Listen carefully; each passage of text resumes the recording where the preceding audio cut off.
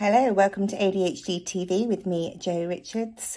And today I just kind of wanted to tell a story about a client. I've just had a catch-up check-in call, real quick one. And we had a session last week, and one of the tools that we spoke about and she has now an awareness of is called the drama and winning triangle. I don't know if you've ever heard of it. So we were using it in session and I explained what the tool was and how she could then use it when in situations in life outside of coaching. And so in our checkup call today, I was really surprised. She's a phenomenal client, takes everything that I teach and soaks it up like a sponge and is always implementing. And so I don't know why I'm always surprised when I get such positive feedback. But what she said was the situation that she found herself in was that she was having a minor operation this weekend. And when she was going to go down into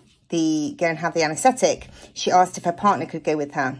And this has never been a problem before. She's had quite a few operations and they normally allow it. And on this occasion, no, not hospital policy. And she could find herself going into a complete spiral. And so it was amazing that at that point when she went into the spiral, she thought about the drama triangle and the conversation that we'd had. And so she was able to identify where she was in the triangle. So she was definitely in the drama, not the winning. And she was in the point of victim. And so the thought processes weren't good. She could feel tears coming. Why won't they do this? Other hospitals have done it. Oh, just like the head chat that comes.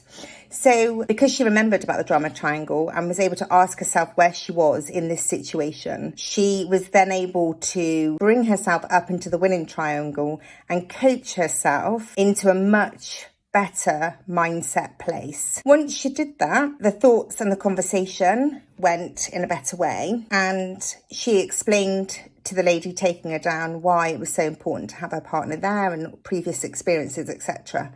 And based on the information that she gave this lady, she was like, yeah, obviously you need to have your partner with you while we do the anaesthetic, and overturned the decision of the previous person, which is phenomenal in all aspects. Just the fact that she was able to recognise where she was able to change her language and the way she approached the situation, and then obviously to have this, the outcome that she wanted. Is just such a brilliant, gift of when you teach something to somebody and they're able to implement it in a situation that was pretty life-changing for her, actually, because it was really, really stressful, and that was then able to be alleviated. And I think even though she had a small trauma in the fact that she was told it wasn't going to happen and she had to go by herself initially, and there was a lot of stress and cortisol would have been released straight away, she was able to bring it back and come back from that and then not have an additional trauma of actually going through the experience without her partner.